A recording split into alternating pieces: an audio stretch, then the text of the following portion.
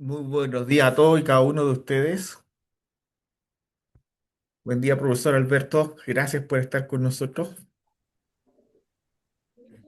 Muchas gracias, Mauricio. Saludos a todos.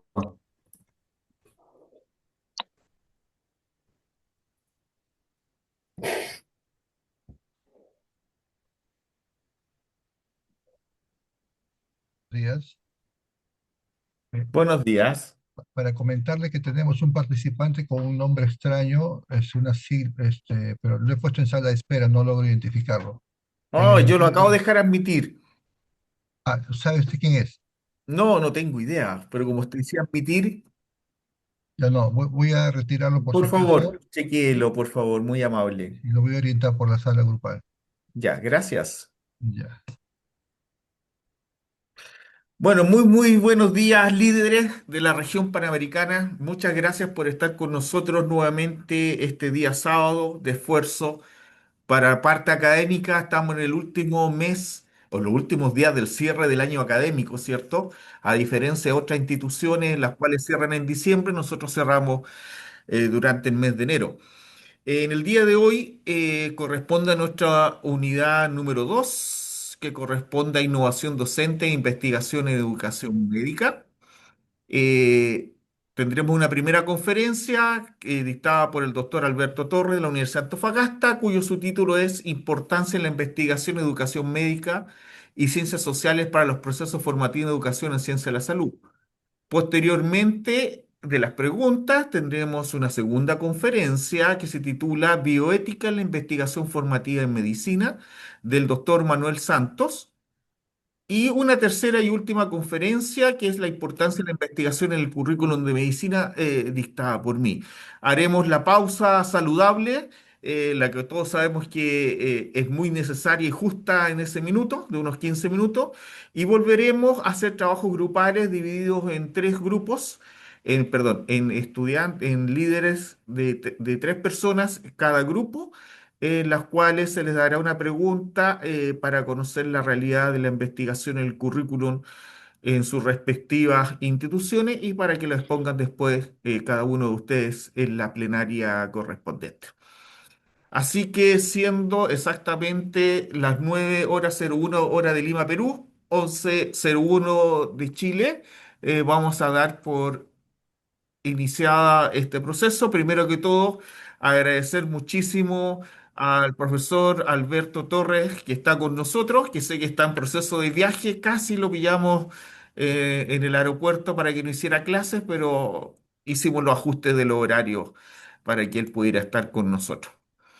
En el caso del doctor Alberto Torres, les quiero decir que él es magíster en ciencias sociales, tiene un magíster en docencias para la educación superior, un diplomado en salud pública, doctorado en educación. Y actualmente tiene el cargo de académico del Departamento de Ciencias Médicas de la Facultad de Medicina y Odontología de la Universidad de Antofagasta, ejerciendo el cargo de secretario de Docencia y Perfeccionamiento Académico de dicha facultad. Pero a nivel nacional, para que ustedes sepan, el doctor Alberto Torres Belma además es parte de la directiva de la Sociedad de Educación en Ciencia de la Salud de Chile y actualmente es el presidente de la red de oficinas de educación médica de Chile. Así que, profesor Alberto Torres, nuevamente muy agresivo y un gusto que esté con nosotros. El escenario es todo suyo. Muchas gracias, Mauricio. Bueno, primero agradecerle, doctor Soto, la oportunidad de exponer nuevamente la experiencia académica en un tema tan importante como es la investigación y la formación integral y saludar también a todos los asistentes esperando que sea de provecho esta exposición que voy a tratar de hacerla lo más concisa posible porque sé que los tiempos son agotados. Así que les voy a compartir pantalla y ustedes me indican si logran visualizar el PPT. Se ve, pero todavía no está en exposición. ¿Ahí sí? Ahora sí. Perfecto. Bueno, muchas gracias, doctor Soto. Bueno, la presentación se titula Importancia de la investigación en educación médica y ciencias sociales para los procesos formativos en educación en ciencias de la salud. Mi formación, bueno, yo soy sociólogo. Desde hace ya 12 años que realizo actividades académicas en la Facultad de Medicina y Odontología de la Universidad de Antofagasta en Chile. Y la verdad es que vamos a empezar un poco al revés en esta presentación, porque si bien el foco es la investigación, hay un fuerte componente de la importancia de la formación integral. La idea es reflexionar sobre eso y al final poder tocar, ¿no es cierto?, el tema de por qué es importante investigar en estas dos áreas. Bueno, cuando nosotros formamos profesionales de la salud, es muy importante relevar lo que es la vinculación con el medio, que en Chile, ¿no es cierto?, es un área de formación, ¿no es cierto?, académica para los académicos, la docencia, la vinculación, la investigación. También es un área que ha tomado importancia en los procesos de acreditación. Y básicamente, si enfocamos esto desde la sociología, tenemos la perspectiva de Anthony Giddens, sociólogo inglés, quien plantea dos conceptos, la conciencia discursiva por un lado y la conciencia práctica por otro. La conciencia discursiva implica lo que nosotros pronunciamos, declaramos, comprometemos en los discursos, y la conciencia práctica finalmente qué es lo que hacemos, qué es lo que materializamos de ese discurso.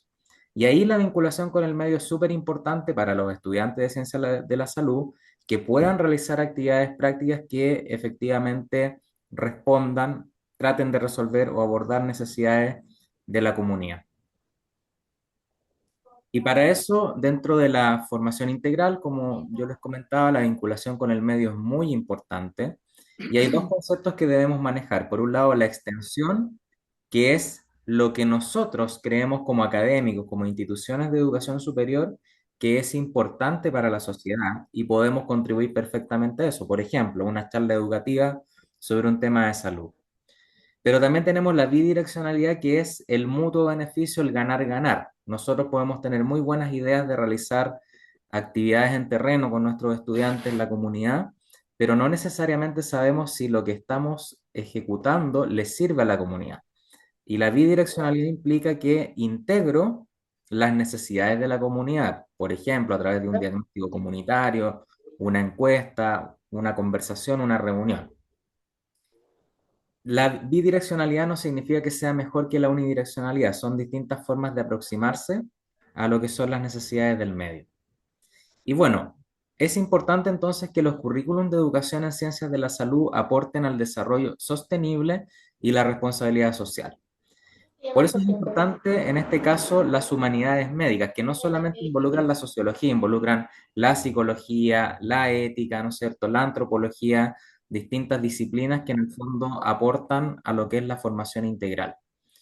Cuando nosotros potenciamos una formación sociosanitaria en los estudiantes de ciencia de la salud, contribuimos directa o indirectamente a la calidad de vida, que son las expectativas que tienen las personas sobre el medio en el cual viven, cómo se sienten con ese medio en el cual están insertas.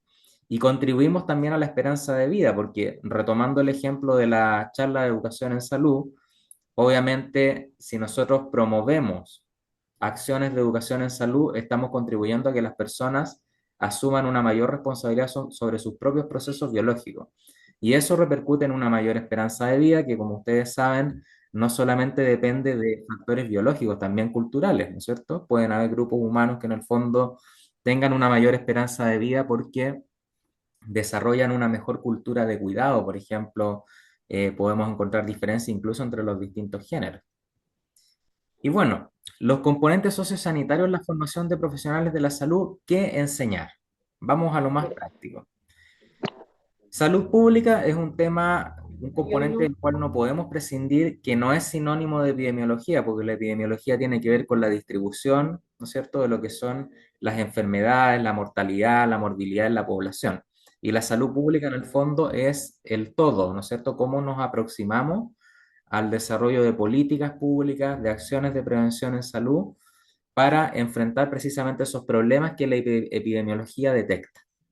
Los determinantes sociales de la salud, muy importantes en la formación de profesionales del área sanitaria, porque en el fondo la salud, como señala el modelo biopsicosocial, no solamente es un proceso biológico, sino que intervienen factores sociales, y los determinantes sociales se dividen, ¿no es cierto?, en determinantes intermedios, estructurales y el contexto socioeconómico y político. Solamente para resumirles, porque no vamos a alcanzar por tiempo, ejemplo de determinante social de la salud, los ingresos de la población, las condiciones del medio ambiente, condiciones de la vivienda e incluso cómo responde el sistema político a la atención en salud. Modelo biopsicosocial impera, ¿no es cierto?, desde la década de los 70. Ahí surge la atención primaria de salud el año 78, con la promesa de salud para todos el año 2000. Y la intervención social en salud se relaciona con cómo nosotros hacemos diagnóstico comunitario en un grupo humano y a partir de eso identificamos necesidades, intervenimos, pero le enseñamos a las personas que tengan un control sobre su propia salud. En el fondo es un modelo de empoderamiento, no de asistencialismo. El desarrollo sostenible en sí implica satisfacer las necesidades de las generaciones actuales sin comprometer las de las generaciones futuras. Es un concepto que surge en la década de los 80 desde la Organización de Naciones Unidas, por la Comisión Brundtland, que en el año 1987 genera un informe en donde plantea que debe haber un equilibrio entre lo que es el crecimiento económico y también, ¿no es cierto?, lo que es la equidad social y la preservación del medio ambiente. La gobernanza sanitaria, un concepto muy relevante que es enseñar a nuestros futuros profesionales de la salud desde un enfoque sociológico, porque en el fondo ahí intervienen los factores conductuales, no solamente de las personas, sino que también los grupos humanos. Entender, por ejemplo, que un paciente que en el fondo nos puede referir cómo se comporta o qué hábitos tiene respecto a determinadas situaciones, cómo influye en eso, por ejemplo, en la familia, el entorno directo. Por supuesto que influye, y es un determinante social de la salud. La, la estigmatización es otra concepción social en salud que nos sirve para entender por qué la sociedad concibe como ciertas enfermedades como aceptables y otras no. Acá, una de las cosas que siempre comento tiene que ver con un discurso que hizo el expresidente Obama el año 2009 en Estados Unidos. Él reflexionaba por qué somos más condescendientes o nos compadecemos mucho más de las personas que tienen enfermedades como el cáncer respecto a las que tienen problemas de salud mental. ¿Por qué hay enfermedades más, entre comillas, aceptables que otras? ¿Qué es lo que influye ahí? Tenemos la teoría del rol del enfermo que en el fondo nos ayuda a entender que la enfermedad no solo es un rol del profesional de la salud, sino también del paciente. El paciente debe acudir al profesional para resolver una eventual duda sobre su situación de salud, pero también debe hacer todo lo posible para que eso se cumpla. La sociología clínica nos ayuda a entender, por ejemplo, los niveles de adherencia terapéutica de un paciente, si efectivamente se cumplen las indicaciones médicas, si los medicamentos son consumidos adecuadamente, si se cumple con los distintos controles que el profesional de la salud podría señalar. Y también con la conducta de salud, que es un concepto que alude a cómo la persona es responsable sobre las acciones en salud que desarrolla. Por ejemplo, desarrollar ejercicio físico frecuentemente. La teoría de sistemas sociales nos ayuda a entender el trabajo en equipo, importancia acá de la organización. Desde este punto de vista, la organización de salud funciona como un sistema biológico, en donde en el fondo los distintos componentes de una organización funcionan como funcionaría, digamos, un organismo biológico. Todos se necesitan entre sí para concretar los logros de una organización. La sociología de género nos ayuda a entender que existen efectivamente distintas tendencias en materia de identidad sexual. No solamente tenemos hombres, mujeres, sino que también distintas disidencias en materia sexual. Y ahí también tenemos que relacionarnos de alguna manera con algunos protocolos que nos ayudan a entender cómo relacionarnos con esos pacientes y responder a sus necesidades. Género y salud implica que en el fondo hay condiciones ocupacionales del medio que podrían condicionar el estado de salud de las distintas personas. Por ejemplo, ocupaciones laborales que tengan hombres, mujeres, que se ven más expuestos a posibles riesgos que derivan de su ocupación. Y esto tiene mucha relación con el concepto de las enfermedades profesionales que surge por allá por el siglo XVIII con Bernardino Ramazzini, ¿no es cierto?, un médico italiano. Sociología de las enfermedades mentales, en el fondo, cómo los procesos sociales influyen sobre posibles problemas de salud mental, como fue, por ejemplo, la pandemia, un clásico ejemplo que en el fondo afectó y alteró las vidas de toda la población. La relación médico-paciente de la sociología de las relaciones humanas, Otro componente importante, porque esto nos enseña, acá hay distintos modelos, por ejemplo, un modelo que es más cooperativo, un modelo de trabajo en equipo, un modelo que en el fondo el paciente reconoce en el profesional de la salud la verdad absoluta y obedece las indicaciones sin una mayor colaboración. Son distintas formas de entender esa dinámica. La teoría de la acción comunicativa nos ayuda a entender la importancia de comunicarnos adecuadamente con los pacientes. Por ejemplo, inteligibilidad, que el lenguaje que utilicemos sea comprensible. Podemos tener un lenguaje técnico muy bueno, pero si el paciente no nos entiende, probablemente la atención que estamos brindando no va a ser la adecuada. La verdad, que implica que lo que digamos tenga un sustento. Eso implica que constantemente el profesional de la salud debe formarse, debe actualizarse en sus conocimientos. La veracidad, nada más que decir la verdad, y el contexto normativo que un profesional de la salud debe responder, guiar la terapéutica, dar las indicaciones en el contexto que le corresponde. Si tiene una determinada especialidad, tiene que referirse dentro de los límites de la especialidad. Si el problema escapa a lo que es sus funciones, sus pergaminos profesionales, debe solicitar la ayuda. La modernidad líquida es un concepto del sociólogo Sigmund Bauman que en el fondo nos remite a que en la sociedad actual los vínculos humanos son muy inestables, muy líquidos, todo cambia rápidamente y eso también lo podemos aplicar al tema de la salud. Por ejemplo, como ciertos estímulos del medio, como por ejemplo este afán quizás de proyectarse una persona como de un estatus social superior, lo puede llevar a conductas que pueden ser, por ejemplo, obsesivo-compulsiva, y ahí tenemos también un vínculo con la salud estrecho. Medicina individual y social, la importancia en el fondo de relevar la atención individual al paciente, pero también el componente social. Democratización del saber médico. ¿Qué es la democratización? Significa que el saber médico hoy está en todos lados, no solo en la consulta de los distintos profesionales de la salud, sino que también en Internet. Y esa información tenemos que, desde el Estado, de las distintas organizaciones responsables del ámbito sanitario, promover estrategias para que las personas accedan a una información correcta.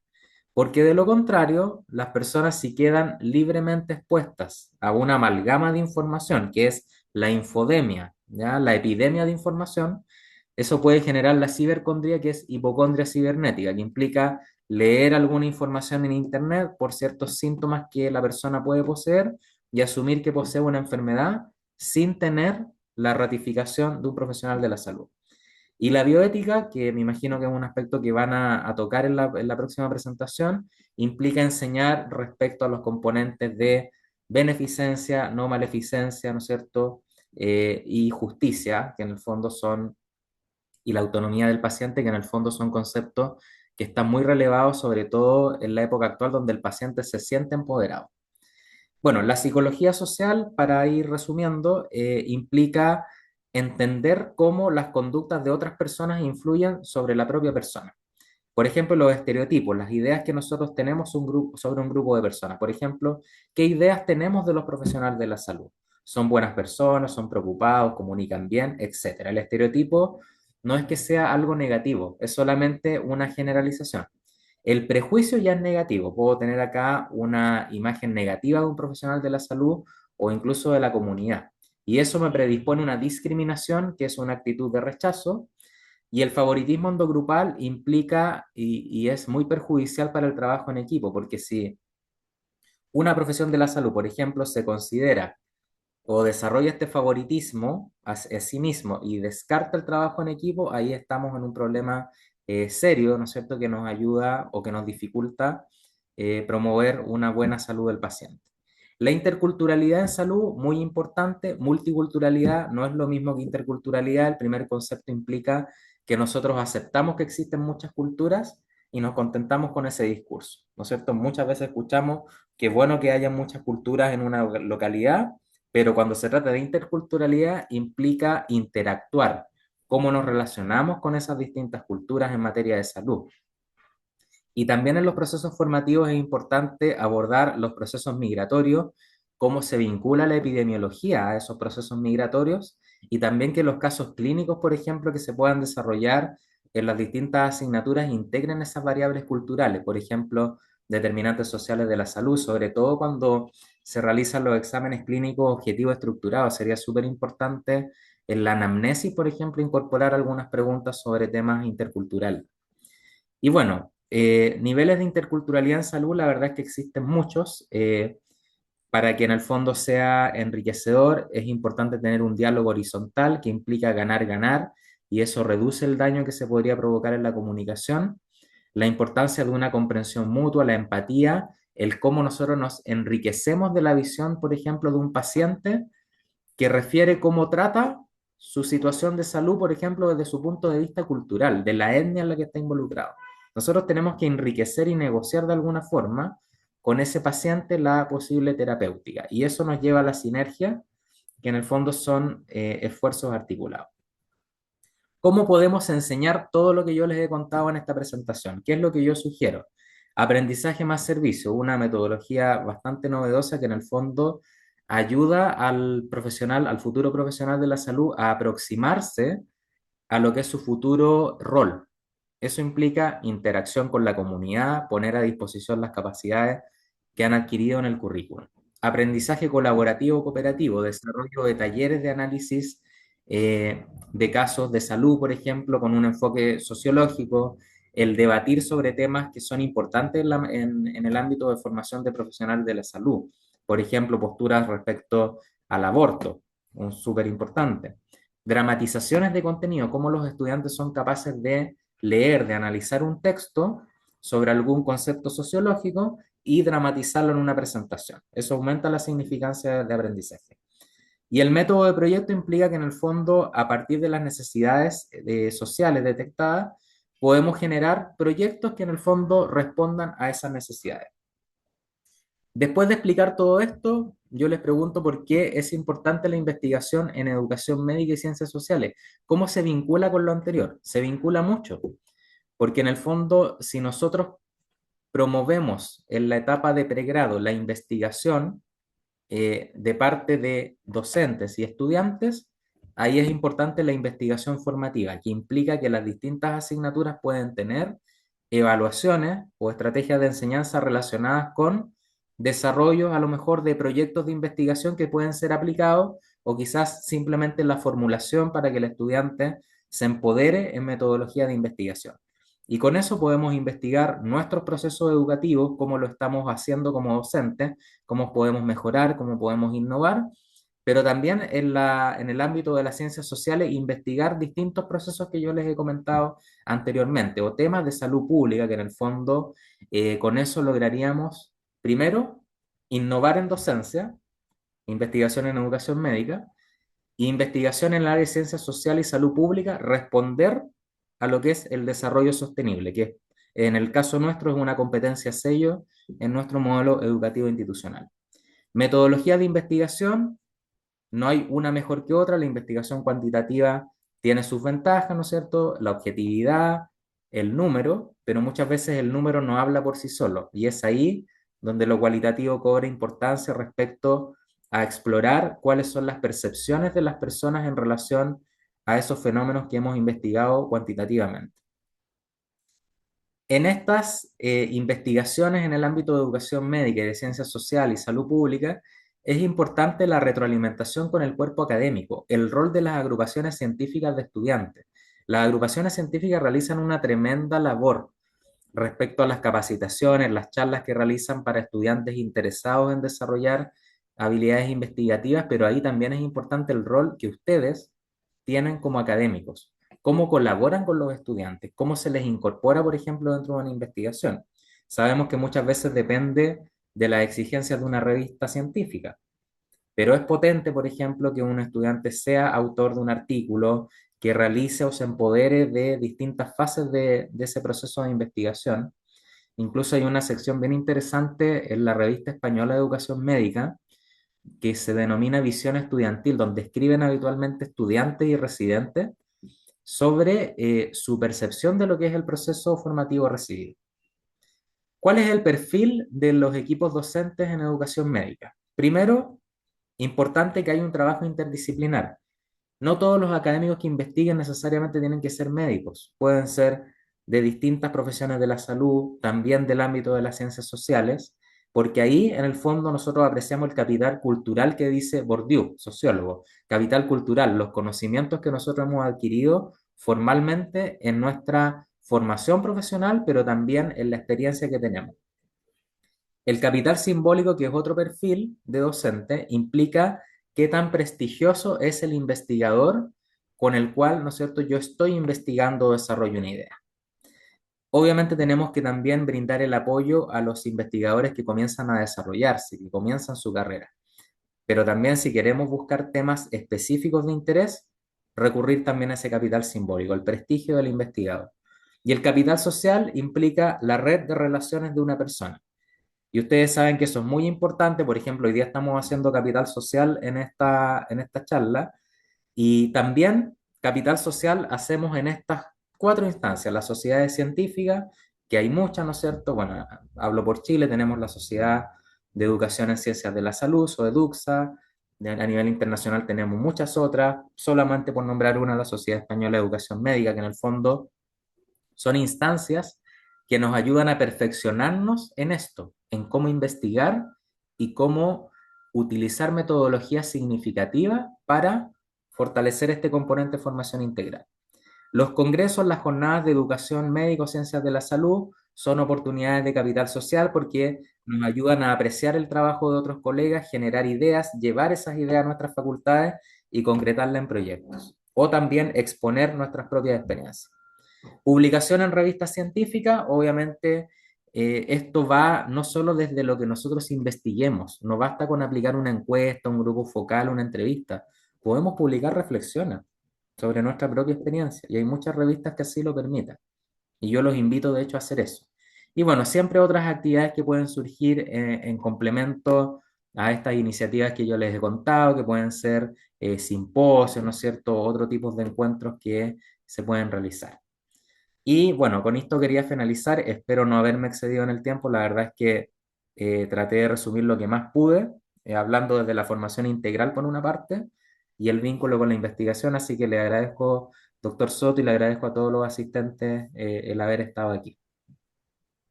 Muchas gracias, doctor Torre. ¿Alguna consulta? Si deja de compartir, doctor Torre. Eso, ahí sí. Le estamos viendo todo su escritorio. ¿Alguna consulta?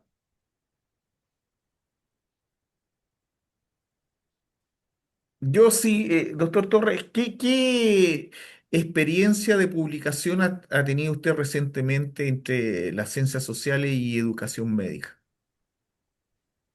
Bueno, la verdad es que yo he publicado algunos temas relacionados con cómo enseñar la interculturalidad en salud y los determinantes sociales. Porque muchas veces ocurre que en el fondo, si esto lo desarrollamos solamente a través de una clase, la verdad es que el estudiante no internaliza eso. Yo, por ejemplo, comencé con talleres en el aula, pero después me di cuenta que en el fondo era mucho más provechoso quizás que un estudiante construyera una encuesta para conocer percepción respecto a los determinantes sociales de la salud en la población. Y nos tocó en una ocasión en la asignatura de Salud y Sociedad que ellos fueran a terreno a conversar con las personas. Y eso fue para ellos muy enriquecedor, ¿no es cierto? Conocer que la salud no solamente es un tema biológico. Y otro aspecto tiene que ver con los trabajos que hemos hecho con grupos de la sociedad civil, que lo hicimos en la asignatura de Salud y Comunidad el año pasado, donde tuvimos una primera instancia de diagnóstico de necesidades y luego intervenimos, pero desde una perspectiva sociocomunitaria. ¿Por qué sociocomunitaria? Porque ahí tenemos también un defecto en el currículum que lo identificamos. Estas asignaturas están en primer año y por lo tanto los estudiantes no tienen formación todavía clínica, por lo tanto está limitado el campo de acción a lo que podemos hacer solamente en lo sociocomunitario, pero si esas asignaturas estuvieran en un nivel más avanzado como cuarto, quinto año, pudiéramos quizás desarrollar o responder a esas necesidades con acciones en salud mucho más concretas, pero de todas formas compensamos un poco ese tema con el apoyo de docentes ya preparados, obviamente, en el área de salud, de profesión, enfermeras, médicos, etcétera. Muchas gracias. Tenemos una, dos, tres preguntas. Comenzamos con el doctor Ortiz Granda, por favor. Buenos días, muchas gracias, felicitaciones, doctor. Agradecido por su presentación. Un poco relacionado a lo que usted ha comentado, eh, me inquieta mucho el cómo poder mantener o dar continuidad a la investigación en alumnos y docentes durante todos los ciclos de la carrera médica. Nosotros en Piura tenemos la experiencia, Piura, Perú, tenemos la experiencia de que los cursos de investigación justo están en el Departamento de Salud Pública y el alumno empieza a estudiar investigación en los primeros ciclos de la carrera. La salud comunitaria se lleva en los primeros ciclos de la carrera, epidemiología también. Entonces, pero luego ahí hay una desconexión cuando entra a clínicas y llega al internado y llega sin proyectos de investigación, inclusive que necesita para su tesis. Esa es la inquietud que tengo y si hay alguna estrategia, alguna sugerencia, doctor, muy agradecido. Muchas gracias, doctor. Bueno, le voy a contar un poco desde la experiencia. Nosotros en la currícula actual y antigua tenemos el ramo de epidemiología e investigación científica en segundo año de medicina. Y ahí los estudiantes lo que hacen el primer semestre es formular un anteproyecto, ¿no es cierto? O conocer más bien qué es la metodología de investigación y el segundo semestre formulan un anteproyecto, ¿ya? Que no alcanzan a ejecutar, la verdad, por tiempo, pero conocen el método científico, ¿ya? Y lo que hicimos en la actualidad fue que en la asignatura de cuarto año de medicina preventiva y social, fue que en el fondo eso que aprendieron en segundo año, el mismo proyecto lo retoman en cuarto año, hacen los ajustes que corresponden, obviamente, porque han pasado 2 años, y ahí aplican ese proyecto. No estamos hablando de proyectos grandes, sino proyectos de baja escala, una investigación descriptiva. Y la verdad es que fue súper provechoso para ellos, ¿no es cierto?, poder aplicar esa idea que tenían en segundo año con epidemiología. Y lo que hemos incorporado también en el internado es una fase de internado de investigación, que lamentablemente dura 6 semanas, o sea, un tiempo súper escaso, pero en donde ellos parten con una nueva investigación y la construyen y alcanzan a recolectar un par de datos y ellos presentan un póster científico. De hecho, tuvimos una jornada científica hace aproximadamente un mes y fue muy provechosa.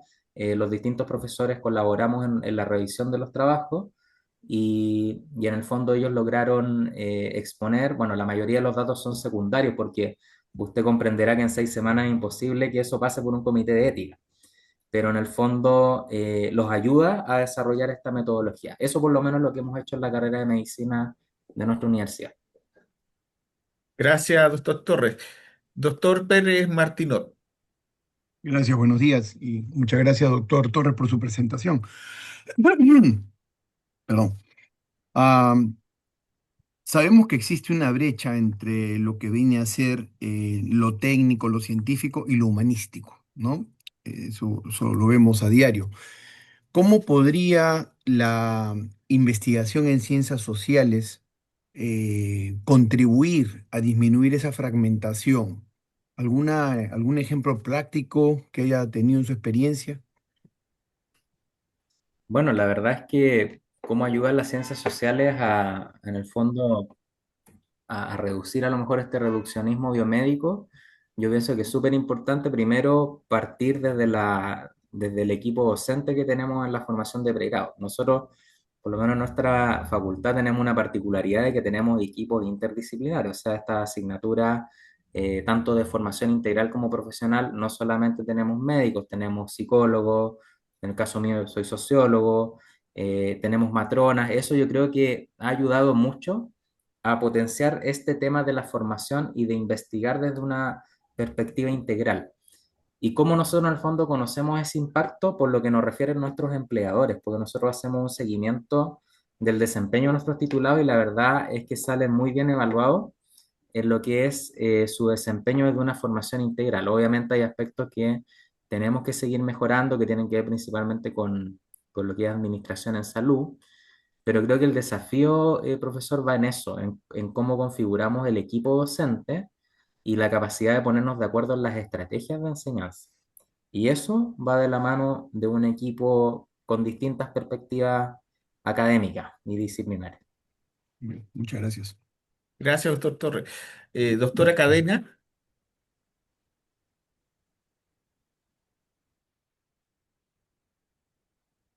No la escuchamos.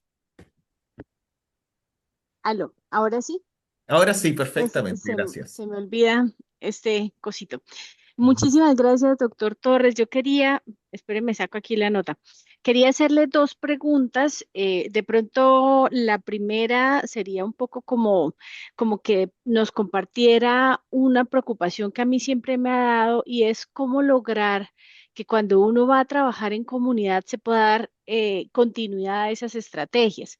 Nosotros tenemos, por así decirlo, como dos ejercicios. Un ejercicio en colegio, donde se ha logrado, pues como los chicos van cambiando y los nuestros también van cambiando, entonces de alguna manera como que son actividades, los de pregrado pueden repetir la misma y los de colegio pues no sienten tanta diferencia, pero a veces en comunidad siente uno volver otra vez a hacer la historia clínica, volver a hacer otra vez este proceso. No sé cómo uno puede articular o no sé qué iniciativa tengan ustedes ahí.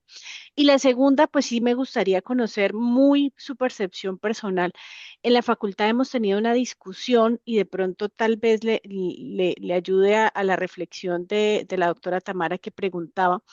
Nosotros tenemos desde la concepción un ejercicio de líneas transversales de conocimiento. Entonces, a la par que va las ciencias básicas, va las ciencias clínicas y va la salud pública. Entonces, nuestros estudiantes están prácticamente desde primer semestre hasta internado.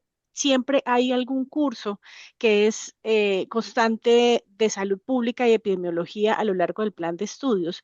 Y en ese ejercicio hicimos una reflexión de que si nosotros queremos generar médicos investigadores o si realmente queremos es generar médicos que tengan buenas bases para ser buenos usuarios de la literatura.